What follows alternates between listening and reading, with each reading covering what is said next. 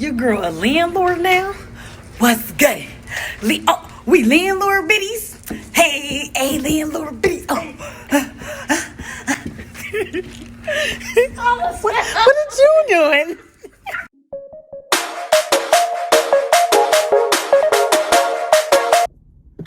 Okay, hi guys. Good morning. I just got off of work or whatever. I'm driving and it's very cold outside. That's why I got it all the way up to my neck. Okay, so my jacket. I thought it was gonna help with the sun, but it ain't doing nothing. All right, so I know a lot of people been asking me about my process for the house buying program, whatever. So I'm gonna tell you my process. It might be a little long, so I'm gonna have to break this video up into two. Okay, so I will say this though. Remember to like, subscribe, and share. Okay, sharing is caring up in here. Okay, so let's get into it. All right, so first of all, I'm gonna tell y'all, every little detail, because I know y'all be wanting to know every little detail, right? Okay, so first of all, I would like to say, before I even started my process, I was talking to my realtor for 2 years. Didn't even know him, didn't even never met him, nothing. I had got referred to him by a friend or whatever, so she gave me his number, I hit him up. And I was telling him, he was asking me a lot of questions, what's on your credit? How much do you owe? So forth and so forth and so forth. So at the time, I was telling him my situation, and he was like, yeah, you need to get that car off or down because it's not, it's not going to do anything. Your debt to ratio income. That's what he was telling me about. So obviously, for those of you who don't know what that is, debt to ratio income is basically, you are in debt more than what you bring in. That's basically what it is. So, and at the time too, if you have a car and it's less than $10,000, that's okay. Anything more than that, they don't really like that. Okay, but that's a little jewel, because that's what they told me. So now, 2 years, recently, I hit him up or whatever. He asked me if I got everything. Listen, you know how hard it was for me to save $10,000 with the little chinchy jobs I got? Okay? It was hard because I wanted to spin. I wanted to look fly. Okay? All right? Because I shop at Victoria's Secret. Pink. No, I'm just playing. No, but, I saved up $10,000 because that's what I had. I had $10,000. And I told him, I had fixed my credit up real good or whatever, because I know how to fix my own credits. Okay. So I cleaned it up nice or whatever. And then I went to him and I told him I was ready. So he was like, okay, cool. Let's get this party started. So, he was like, well, who do you want to go with? So at first, for those of you who live in Connecticut, I was going to go with this program in New Haven. It's over there by Sherman. Or whatever, behind the Sam's store. I don't really know. I don't really remember what it's called. I kind of forgot. But I was working with them, and I was working with them for months. So they're like, you got to take your first time home buyers class. You have to take that or whatever, which I did. And might I add, this is my personal opinion. I don't think that class taught me nothing. Okay. And it was a lot of us in the class, so we asked a lot of questions. But for the most part, I don't think it really they didn't really teach anything. I mean, I guess I was expecting for them to tell me okay, well, this person could sue you for this, and this. I don't know. I was expecting, I guess, more than what I got, but no, it didn't really teach me anything. But okay, so just do it anyway. You just gotta do it. Just do it and get it over with. So I was working with them, and they hooked me up with a woman. I won't say her name because I don't want, because I don't got a lot of good things to say about her. Okay. And she was my lender. So she was the bank, but she also was running the program with Bank of America at the time, and they were going to give me money or whatever. So I'm like, okay, cool, whatever. So I'm talking to the lady, and I did not like her as a lender. I did not, because she was talking to me like she was somebody's mother. Hold on, sis. She had hit me up and she was like, well, you missed your car note payment in X and Y and Z. Oh, hold up. I know you see co-signed up there. I didn't miss nothing. But it's just the way she was talking to me She was just like, well, how are you going to pay a mortgage if you're missing payments? And what was your reason for missing a payment? Calm down. You need to fix your attitude. So that kind of like rubbed me the wrong way. And she was never available when I needed her to be. But I tell you one thing. When I hit my realtor up and I told my realtor to hit her up, she definitely answered that phone. But every time I needed her, she wasn't available for me. And I didn't like that. So when I was going to see these houses and stuff like that, she gave me a price range, what I could afford. And I'm going to see these houses, and it's like, she just kept denying me for every little thing. Like FHA, I guess, is very, very like strict. But it was just like every little thing she just kept denying me for. And I don't know, it was just like pissing me off. So then one day I was getting annoyed with her, and people was like, you know, fire her because she worked for you. Because I wasn't trying to be rude to her, but she was being rude to me because at the point I really needed her in my head. But one of my homegirls let me know, hey, these people work for you, boo. You're paying them at the end of the day. Don't let the people talk to you like that. I'm like, you right. So one day I was talking to her or whatever, and I told her about herself. You know, you don't gotta talk to me like that, okay? Because I'm not a child. So, and I'm new to this whole thing or whatever. So, then she just let me know at one point that she apologized, and then she did let me know. She was like, I'm curious, do you have more than $10,000? And I was like, no. And she was like, well, you might need it. You do know that the program that you're working with, they ain't got no money? I said, what? She said, they ain't got no money. I said, so what about the program with the Bank of America? Like, what is that? She was like, yeah, but they ran out of money. So you got me working with you, and you ain't got no money? I don't like that right there. Oh, the police. Hold up, yeah, the police. Ah! Oh, there we go. Ha! Look, he in my business. You get some overtime? I see you overtime. Okay? Police officer. All right, let me take this. So, okay. So I'm like, you don't have no money. So I called the people. I'm like, do y'all have money? Oh, unfortunately we ran out of money. Okay, so when was y'all gonna tell me this? Because I'm working with y'all thinking that y'all coming through for the kid, and you ain't got no money. Where the money? So I wind up debting them because, oh, the seatbelt, man.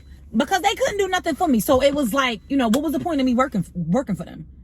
Okay, so then there was another program that I was gonna go through, and their name is NACA. Now, I will say this, understand, because I have to say this or whatever. My experience is my experience. Okay, doesn't mean your experience is gonna be my experience. I'm just telling you my experience, okay? So I was gonna work with, a program called NACA. That's NACCA. Now, they pay for everything. Everything. So they kind of just want you to have the $10,000 in your account, just for show. And they're not gonna, you don't have to spend it or nothing. They're gonna pay for everything. But there's a lot of like, it's not like, it's free, but there's like strings that come with it. You know what I mean? So as I was going through that program, my realtor, he let me know, he was like, I really don't like them because they don't come through for you like they're supposed to. A couple of my clients done miss, buying houses because they don't respond when they're supposed to, so forth and so forth and so forth. So he was like, but if you want to work with them, that's cool. I'm just letting you know, be prepared, whatever. And that, mind you, I'm already annoyed because I done went through a program already, and they with the fuckboy shit. And so I went and did my own research or whatever, what he had said, and then I had went and did my own research. And then I had found out that NACA, they wasn't on their P's and Q's. So I was like, you know what? I'm just gonna go traditional, because even with NACA too, I thought everything through. Okay, like I said, what's for me is for me, what's for you is for you. I thought everything through, and NACA also wanted me to, they also wanted me to stay in my house for like 5 years or something like that. or I forgot, 5 years I think it was, or something. But I just wasn't really liking their strings. And you had to work for them at some point. So I didn't like the strings that they came with. Now, mind you, if you decide to do NACA, you should probably do your own research and figure out, you know, what they are. Because maybe things have changed. But I'm not about to work for you, baby. And I didn't want to stay in my house for, you know, so many years because I had a plan. So I was like, you know what? I'm sick of this. I'm just going to go traditional. So I went traditional. I didn't have a program. I didn't have nobody help me with money. All of that came out of my pocket. So, I wound up getting rid of that lender because I didn't like her attitude in the first place. I wound up getting me another lender, and it was a guy. So as I'm looking for houses or whatever, he was a little more lenient with some of the stuff. So as I'm looking for more houses, I noticed that he would not answer the phone either. He wouldn't be available for me. And that's a problem, okay? Because when I am calling you, you need to be available for me. Because, you know, and I hate to sound like, I probably sound like a little bougie when I say that, but it's not that. It's that when you're calling them to talk to them about the house that you have or whatever, or to see if you could afford it, or to go to the next level as far as in starting the process or whatever for the house, put it in the bid and all that stuff, they need to be available for you. And he was never available. Like every time I called, oh, I'm sorry, I was with my family. He called me a day later. Are you never not with your family? You ever had some work days? So I didn't like that. I got rid of him. And then my realtor wound up finding me another lender. So I done went through 2 lenders so far. This is the 3rd one.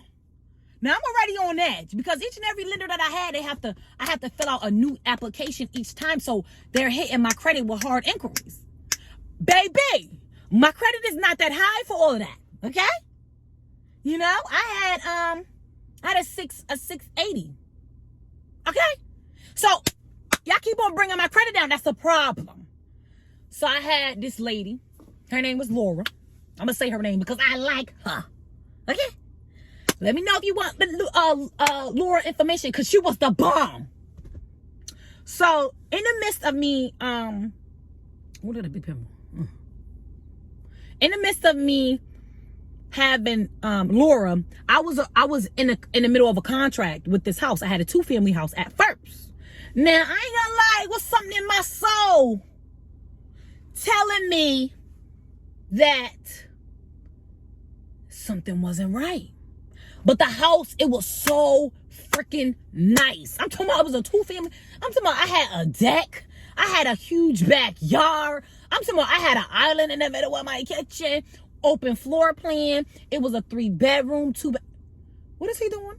Watch what you're doing, old man. Hold up now. Don't hit the bins. I ain't got no bins. I'm playing. So, ooh, COVID. So, you know, everything about it was just nice. It gave me like a single family, like, look. And I liked it.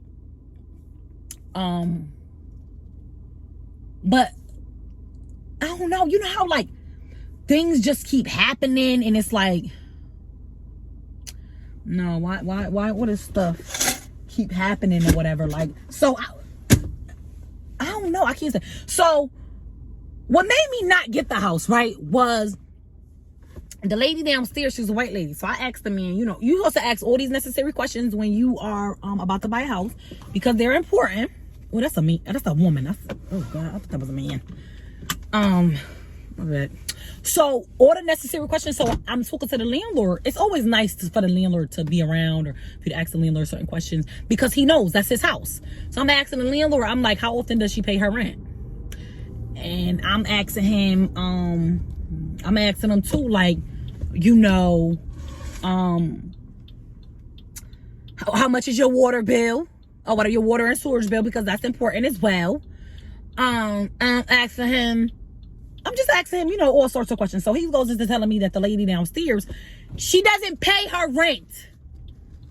She claims she doesn't have a job. What are they gonna do with me? So I'm like, she don't pay her rent. So who paid the rent? So mind you, in the middle of this contract, I start dealing with Laura, my new lender or whatever. So Laura, she contacts me one day and goes, hey, listen, Nakia, and she tells me how much. She said, if you get this house, you know that your mortgage is gonna be. She said my mortgage is gonna be $1,600.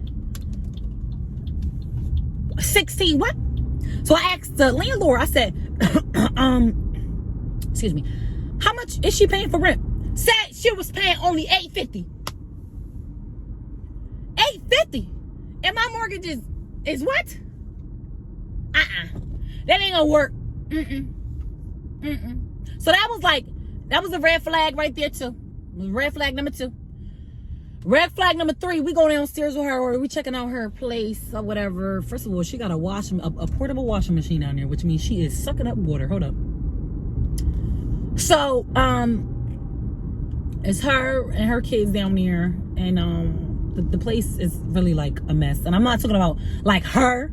I'm just talking about like the place in itself. Like her dishwasher was trash. Her flooring was trash. So the landlord, he wasn't really doing his job either, So I asked my realtor too. I'm like, okay, well, if I was to move here and bump up her rent, how high can I bump up her rent? They told me I can only bump her rent up to $1,000. And my mortgage is what? No, that ain't enough. So that was another red flag. I said, you know what? Let me give me a 3-family.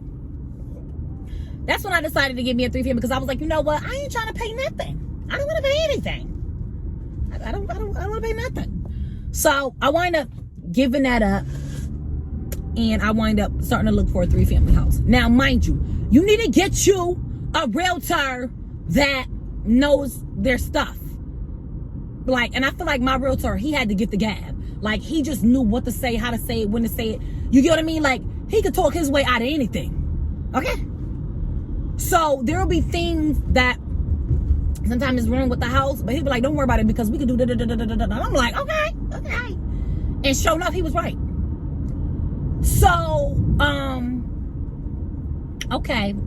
So, as I'm working with, Laura, this is what Laura does that really blows my mind, right? Laura say, listen, before you go out and waste your time viewing all these houses, because I was viewing maybe like 7 houses a week. Okay? Like, because mind you, I'm sharing him with other people. I'm not the only person that he works with, right? So, I'm we're working hard though, like doing our thing. And Laura's like, instead of wasting your time, you know what? Send me the houses and I'll calculate the numbers for you before you even waste your time, so you can know your mortgage. Now, I was determined to have my mortgage at a certain number. I was determined. Because, you know why? Because I like to live in my means, okay? I'm going to just say that, okay? I said it. Because some people, they want to live like the Joneses. I can't live like the Joneses. I can't afford what the Joneses got, okay? So, if stuff was to get real, I want to be able to afford my establishment, okay? Even though I got tenants, but plan A, plan B. So, Laura was like, so I sent her one house one day, and it was nice. It was nice. It was. So I had went there, and I was looking at the neighborhood, and the neighborhood was just like, I don't know. It just gave me a vibe, like a bad vibe though. But I couldn't put my finger on it because obviously nothing was going on. So I couldn't put my finger on the vibe. So, whatever. I checked out the landlord. He was Jamaican. And he had showed me all the floors. Said he lived on the 3rd floor, and that if I wanted to live there, it's cool. But he also have somebody moving in about a month. Now, mind you, when first time home buyer, the contract states, traditional or not, the contract states that you have to live there. Even if you're going traditional, you have to live there for at least a year. Well, I'm sorry, not so much. It is a year because it's eight mortgage months. So 8 mortgage months is from the time you start your mortgage. So when you first move into your house, you don't have to pay no mortgage at all. It's free. It's like 1 month free. And then from there, that's when it starts. So it's 8 mortgage months. So he was like, whatever you want to do. I said, okay, cool, whatever. So, and he had a nice situation going on too, but, so I asked him, I was like, how's the neighborhood? He said, oh, I've been living here for 15 years and it's so quiet out here. It's very nice and, so forth and so forth and so forth. So I was like, oh, okay, he was like, you got kids? I said, yeah, I got a daughter. She's 7. So I'm looking for a nice neighborhood. He said, okay, da, da, da. So I went downstairs to check out one of the tenants' house and I asked him, I said, how's the neighborhood? Then that motherfucker was like, can we cuss up here? But anyway, he was like, I just mind my business. And as long as you mind your business, you'll be okay. Mind your business? What does that mean? What do you mean, mind your business? So that comment didn't sit with me. So, when I had, I went through with the offer because it was a nice house. And, but at that point, they wanted 17 for mortgage. But what the tenants was bringing in, they was paying for that. I wasn't gonna be paying for nothing. But it just, I don't know. It just still didn't sit right. So I started asking around about that street. Oh my gosh. Why the heck I asked, people on Facebook or whatever about the street. So remember, do that too. Do your research, especially if you got kids. Ask somebody on Facebook and they're like, that's a terrible neighborhood. A very, very bad neighborhood. I said, okay. I called my realtor at 10 o'clock at night. I said, cancel my bid. So a bid, if you don't know what a bid is basically like you and other people that wants the property have to bid for it. So be careful when you're bidding on houses. Keep in mind certain things about the house. How long it's been on the market. How old is the house? Stuff like that. And like I said, stay in your budget. So I wound up telling him to cancel my bid within less than 24 hours or whatever. So he canceled my bid. My realtor called me the next day in the afternoon and wind up telling me he had a conversation with the dude or whatever, the landlord. The landlord asked me why I didn't want it. So my realtor told him, like, for her own personal reasons, she don't feel like the neighborhood is safe. This guy is gonna tell him, oh, I've been stuck up twice and living over here, with some gang members that live right next door to me, and they had stuck me up twice. But I thought you said the neighborhood was okay. They stuck you up and stole your car. You see how they lie?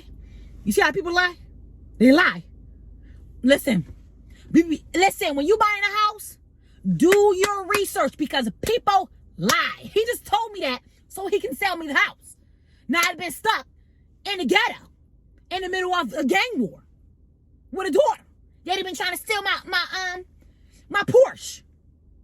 I ain't got a Porsche. I'm just playing. But the point is, it's crazy. He lied.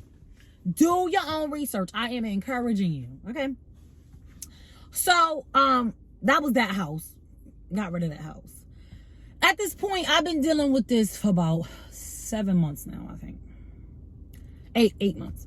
I ain't gonna lie to you. I was getting depressed. I'm like, I can't find no house. Maybe it's not meant for me to be a landlord. Maybe it's not my time. Well, I can't find nothing. I'm getting depressed. We went from looking for 7 houses to like 3 houses a week. It was too much. So whatever, I don't know. I started getting losing faith a little bit. I'm gonna lie. I'm gonna tell the truth. I'm gonna tell the truth. So. Should have me shaking. Oh, you started it? Yeah. What? She wanna have. She wanna have. She a landlord. She a landlord. That's fine. Okay. I'm a little checked up. Right. Wait! You're gonna get squirt! It's okay. It's okay. Ready? It's wine. I don't know if it's gonna spray me. You got us? You take it forever. Keep going, baby. Oh. Wait, don't bump their car. Ready? Wait. Hold this. Wait, hey. Wait, don't. Somebody pop in the eye. Go that way. Don't sprint.